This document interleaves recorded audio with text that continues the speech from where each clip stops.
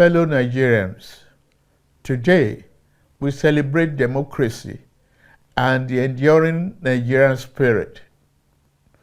For 27 unbroken years, since May 29, 1999, Nigerians have chosen their leaders through the ballot, witnessed peaceful transition of power, and resolved disagreement in courtrooms and legislative chambers, not through violence. We have experienced the longest stretch of civilian rule in our history. Our democracy is not perfect, but it is ours, and we must continue to defend and strengthen it. In the coming days, Ekiti and Osun states will hold elections. I urge INEC, security agencies, and all parties to ensure these polls are peaceful and credible. Democracy fails when citizens doubt the process. To our National Assembly, judiciary, the press, and civil society, you are the guardrails of our republic. Criticize me, disagree with me, but never stop believing in Nigeria. To our young people, Nigeria is your home and your future. Build here, code here, work here, and vote here. Every great nation was built by those who stayed to solve problems, but not by those who abandoned ship. To our armed forces, police, and intelligence services, Nigerians salute your sacrifice. To our traditional rulers, faith leaders, and community heads, thank you for your support of peace and reconciliation. The government cannot do it alone. Today, we honor the resilience of Nigerians who refuse to surrender their faith in freedom and the courage of those who stood firm against intimidation. We pay tribute to patriots who endured persecution, imprisonment, exile, and even death so that future generations could enjoy democracy. I salute labor leaders, journalists, activists, students, women, professionals, political leaders, and soldiers, both those who passed and those still with us, for their patriotic contributions. Though this year's mood is dampened by the abduction of our children in Yoyo and Borno, we remain hopeful for their safe return. Democracy without security is not solid enough. That is why this administration has chosen both kinetic and non-kinetic strategies to restore peace, declared a security emergency, and approved the recruitment of 50,000 new police officers and thousands of military recruits. Our 2026 budget commits 5.41 trillion, our largest ever, to defense and security. We have moved from training with our allies to precision targeting. In Arege, we degraded ISWAP and command centers. Terror-related deaths are down by 81% since 2015. Over 13,000 terrorists have been neutralized in the past year. But we also keep the door of surrender open. Over 124,000 fighters and dependents have laid down arms since 2023.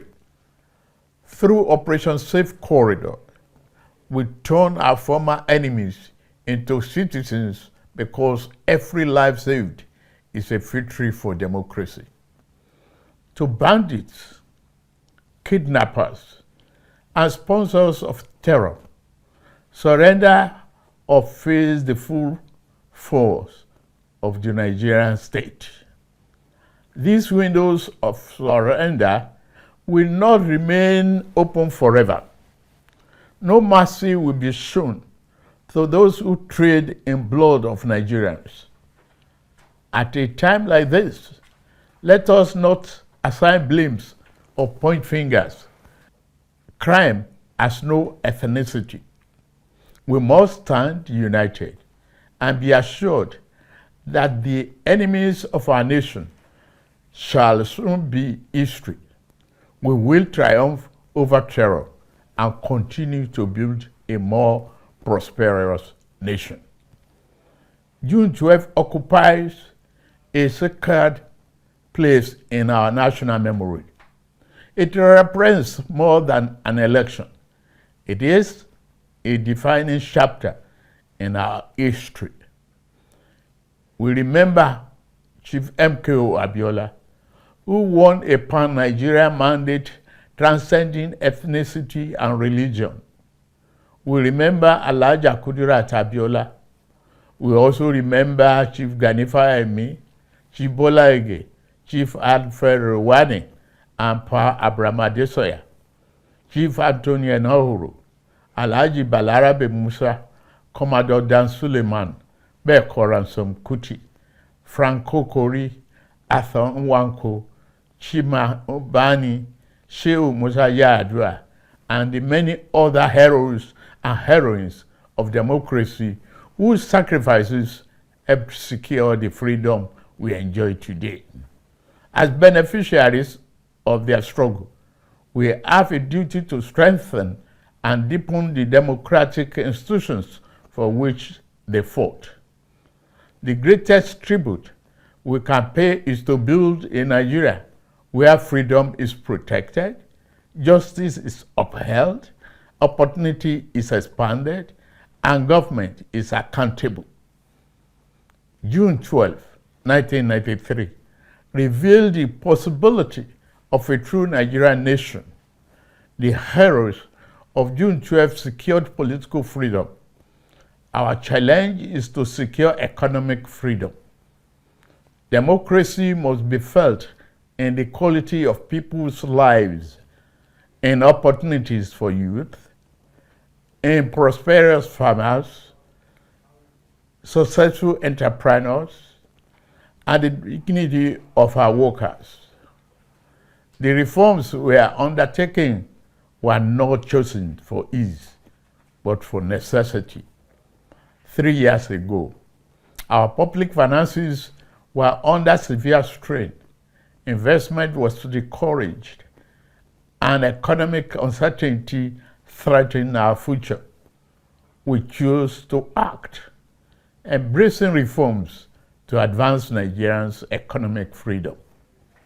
Since 2023, our reforms have restored stability and credibility to economic management. Federation revenues have risen, providing state and local governments with more resources for infrastructure, education, health care, and security. Fiscal transparency has improved. Leakage has been reduced, and public funds are better directed to national priorities. Investors' confidence has returned, with investment in agriculture, energy, manufacturing, technology, mining, transportation, and the creative industries growing.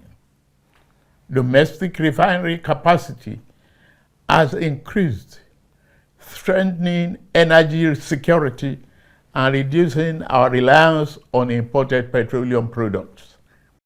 By 2023, when we came on board, the electricity sector was characterized by chronic generation shortfalls and unreliable gas supply and transmission infrastructure so fragile that they could not evacuate available power.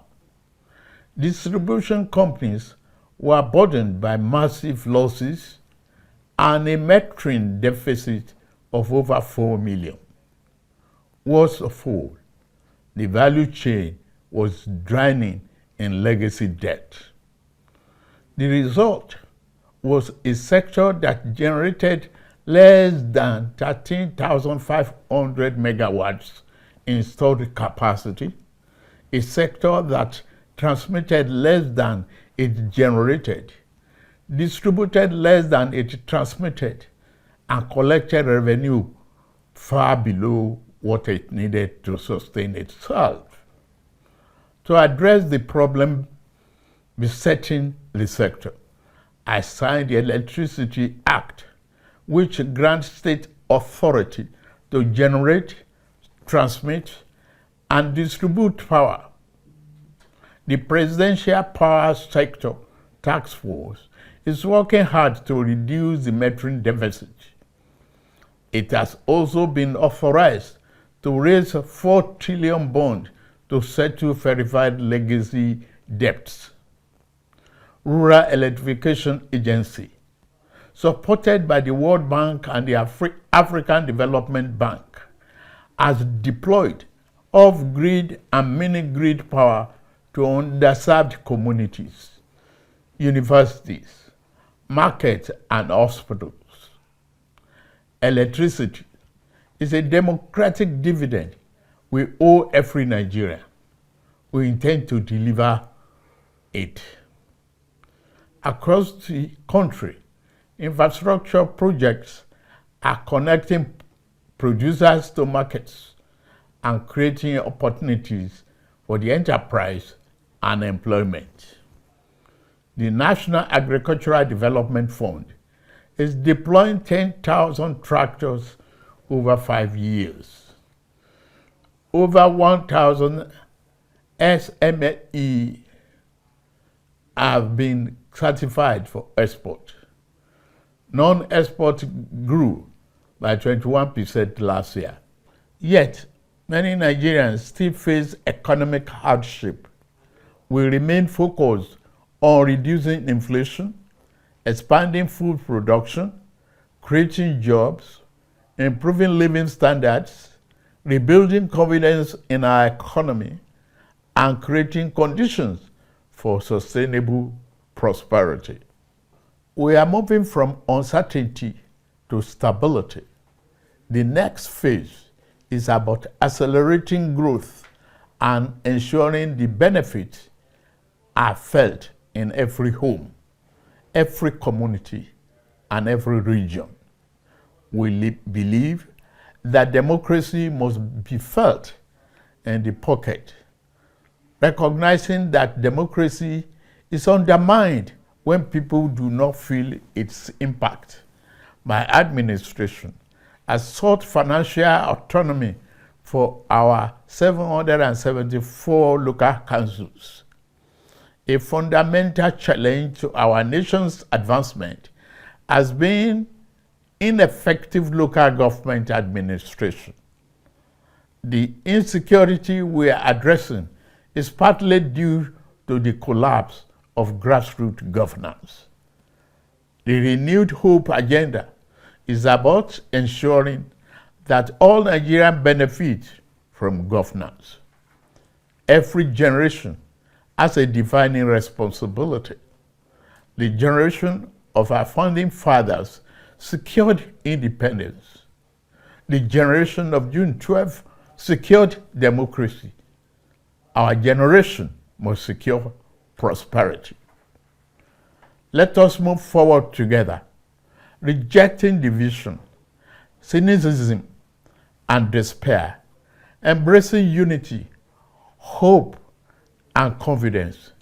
Let us build a Nigeria united by a common purpose, strengthened by diversity, where justice is accessible, liberty is secure, and opportunity is abundant.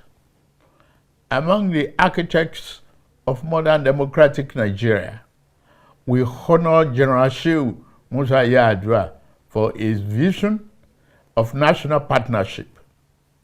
In recognition of his contributions, the federal government has approved the refertilization and renaming of the completed Institute of Petroleum Studies, Kaduna, as the General Musa Yar'Adua University of Geological Sciences and Engineering Technology.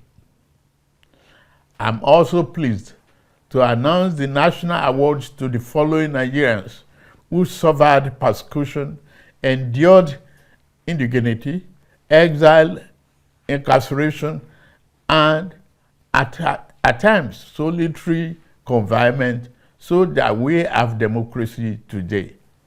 Barrister Ayoka Lawani, Tunde Fagbele, Oladele Alake, Olatunji Bello, Louis Odion, Segun Babatope, Sam Omoseye, Sir Ademola Oshinubi, Bola Bolawole, Ladeboni Ola, Femi Kusa, Debo Adeniran, Chief Ayo Padokun, Chief Raf Obiora, Ose Osayode, Barrister Osa Director, Professor Sylvester Odion Akai, Dr. Nwanko Posthumous, Dr. Osage Obayinwana, Joe Oke Odumake, Barrister Titus Mann, Joe Igbokwe, Richard Akeola, Ben Charles Obi, Posthumous, George Umba, Niran Malaolu, Major General Shola Williams, retired, Femi Aborishade, Jenkins Alumona, Gbemiga Ogunleye, Muyiwa Adekaye, Babajide Kolade Otitoju, Ike Okonta. We also recognize the soldiers, Democrats of the June 12 struggle, Major General M.A. Garba, Brigadier General Lawal Jafaru Isa, Colonel Umar Farouk Ahmed, Colonel Sambo Dasuki, Colonel Lawal Gwadabe, Brigadier Jonathan Ndantemlong, Colonel Musa Shehu, Major General Chris Eze, Major General Aris Dama, Colonel Isa Jibrin, Major General Joseph Oshanopin, Colonel Olusegun Oloruntoba, Olugbede of Gbede Kingdom, Lieutenant Colonel Happy Kevas Bulus, Colonel J. Okai, Colonel Emmanuel Unduboeze, Lieutenant Colonel Yakubu Muazu, Brigadier Yaya Abubakar, the current Esunupe, who is already the holder of CFR title. The honored list will be released in the next few days. Fellow Nigerians, 27 years ago, many doubted democracy would survive here because of our diversity. Today, our diversity sustains our democracy. The road ahead is steep, but June 12 reminds us, Nigeria do not break. We bend, we bleed, but we do not break. Let us renew our covenant that the labors of our heroes past shall never be in vain, and that our government of the people by the people, for the people, shall not perish from this land. May God bless the heroes of our democracy. May God bless the Federal Republic of Nigeria. May God continue to bless us all. Happy Democracy Day.